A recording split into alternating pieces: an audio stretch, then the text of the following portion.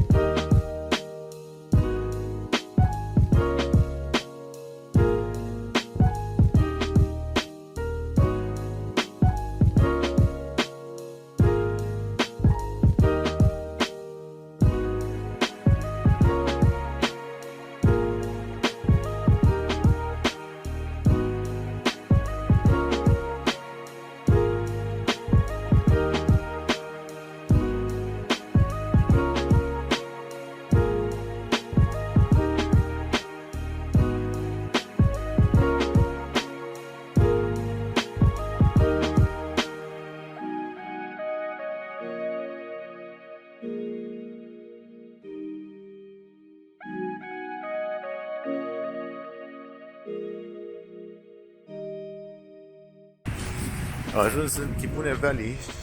Este o zonă destul de interesantă, destul de multe alunecări de teren și defrișări în același timp. Nu-mi dau seama, dar dealurile arată foarte distruse. Copaci la pământ. În același timp poate să fie cu tremure, I don't know.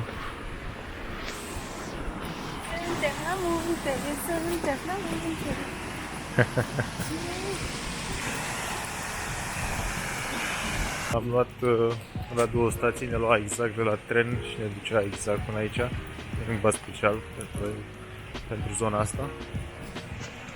Și acum ar trebui să ajungem la acel restaurant magnific care îți aruncă pastele pe apă.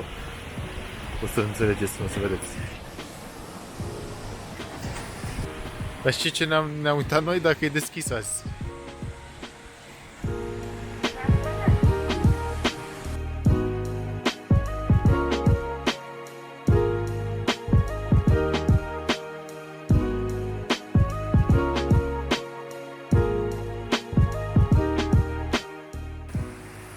Da, mă plouă, așa că nu contează. Fail! Locația este închisă până în mai. La fel ca multe altele. Dar important e că am venit aici și am văzut cât de frumos este.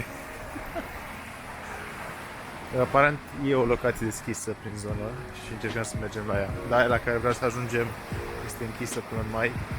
În fel de înțeles, pentru că e frig, acum plouă, nu prea e de stat.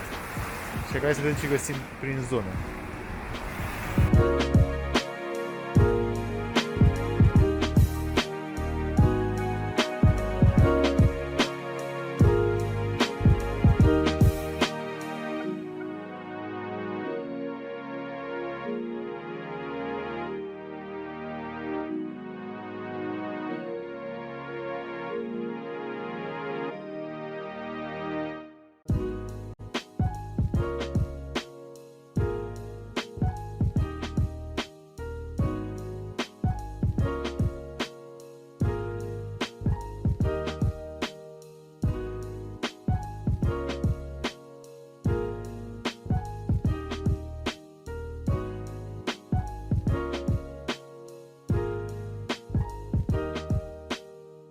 Pentru o reprezentare mai grafică, aici am coborât noi din tren, am luat autobuzul care ne-a dus prin vale și ne-a dus exact aici, unde suntem noi.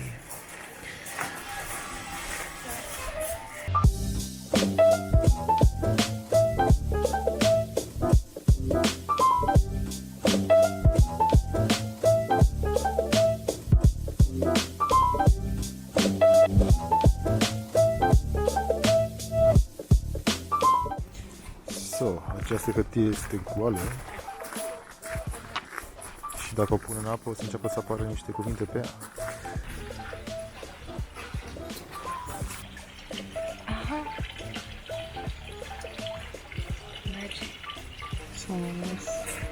Cred că poți să o iei, că oricum translatorul luăm pe telefon.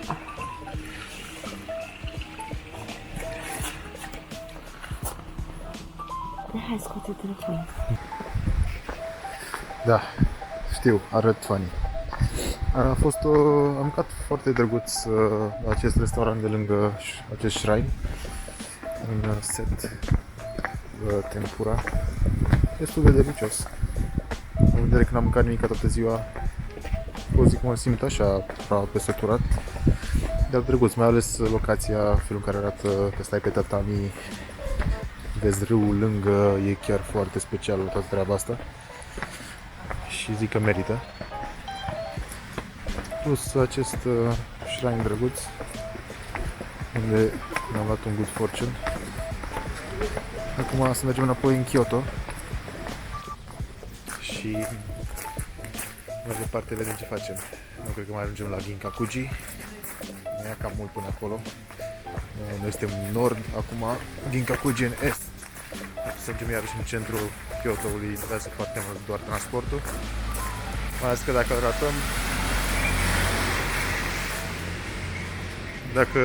ratăm stăm mult după tren. Trenul vine la 20 de minute, autobuzul așa o dată la 10 minute. Nu prea e combinație, dar na. Nu mai văd nimica cu ochelarii. Înapoi. Hai pe acolo, hai.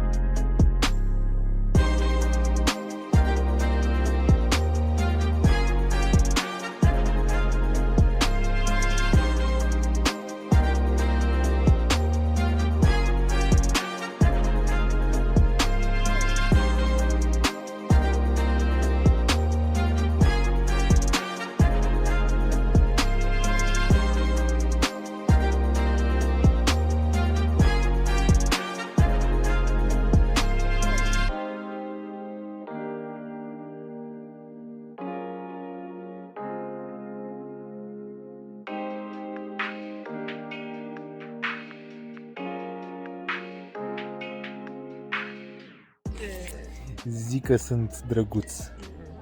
Nu? Nu? Nu, nu pot să nu. Called Bichu Sensei. Ia, Bichu Sensei.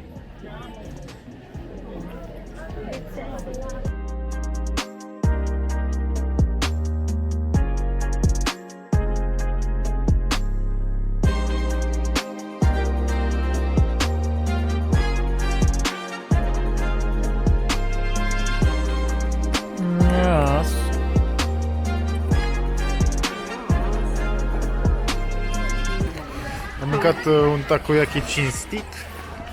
Și acum mergem către Ramen Place. Special Ramen Place. Da. Încă o dată am trecut prin Yasaka Shrine. Foarte frig afară. Sunt vreo până în 10 grade. Din fericire am aceste chestii numite heat packs, care sunt niște pungulițe pline cu niște chimicale care reacționează foarte interesant la aer și produc căldură. Nici prea mare, nici prea mică, destul încât să bagi mâna în buzunar și să-ți încălzești mâinile. La o temperatură chiar foarte confortabilă. Andreea încearcă să-și cumpere din nou un charm. Andreea are ceva cu charmurile, îi plac charmurile. Se simte foarte norocoasă și vrea să aducă foarte mult noroc în casă. Apreciez. Ochelarii mi se aburesc din cauza măștii. Și da, hai să mergem către Ramen Place.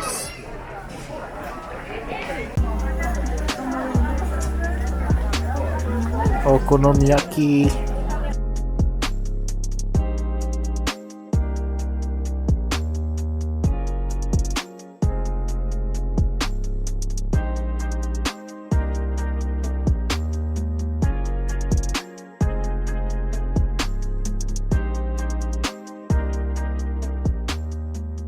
Suntem acum la Ramen Place, în cel mai, se pare că este cel mai popular ramen Da. place din Kyoto. Am primit un waiting number și la ora asta mai avem aproximativ 34 de minute de așteptat, 8 în grupuri. Mișto că îți face live update asta și te anunță ori pe e-mail, ori îți dă un buzz telefonul când trebuie să vii. Which is really smart.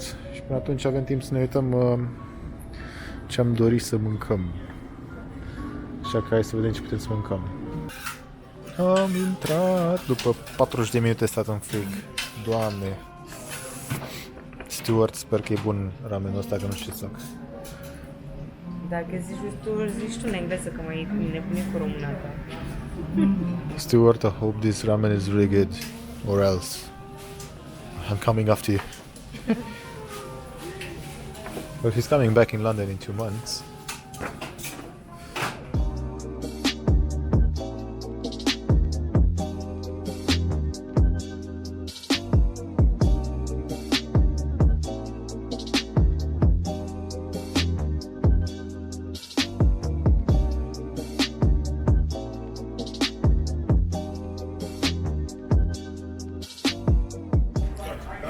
Deci, oficial din nou, dat peste cap. Am mâncat un ramen de porc, n-am mai gustat un stoc de porc așa bun în viața mea. În general, ramenul se mănâncă dintr-un stoc de pește combinat cu stoc de porc. Mai că asta, aici am ales de data asta doar stoc de porc și a fost... Ce că nu pot să merg așa repede, mă trage burla. A fost extraordinar, extraordinar. Am venit aici la recomandarea unui prieten din Londra. Incredibil gustul, mamă. Și bucățile de porc înăuntru. Da, deci Shinokaze ramen. Nu, Senokaze ramen. Unul dintre cele mai bune. Adică se înțelege de ce se stă la coadă 30-40 de minute. Ultima dată când am venit acum câteva zile, era o coadă imensă. Nici n-am apucat să mergem să ne înscriem în coadă pentru că s-a anunțat că nu mai există ramen în shop și nu mai se acceptă oameni noi în coadă. Fantastic. Și cred că cu asta terminăm și ziua. Mergem acum. Mai luăm câteva... știu că e frig, dar m-a încălzit ramenul ăla. Mai luăm câteva figurine. Da, mai luăm câteva figurine. Am ochit unele foarte ieftine. Pe aici. Și după aia acasă să ne pregătim bagajul să ne întoarcem în Tokyo. Încheiem ultima seară în Kyoto. Noi ne întoarcem în Tokyo. A fost o zi destul de interesantă. Nu prea am făcut multe, dar am făcut multe, cam așa mă simt. Fun fact, taxiurile sunt dubioase. Am vrut să luăm taxiul care practic stătea pe colț în direcția opusă față de direcția în care trebuia să mergem și n-a vrut să ne ia nimeni. Exact ca în stilul Liber Berceni. Și noi acum am traversat și am mers pe partea cealaltă, ne-am luat primul taxiu. Deși toți staționau cu curul, puteau să facă dreapta la fiecare stradă, nu mă deranja. Nimeni n-a vrut. Nu știu de ce, another Japan thing. Așa că, da, ne vedem mâine în Back to Tokyo. Sayonara. Da, nu știu. Noapte bună.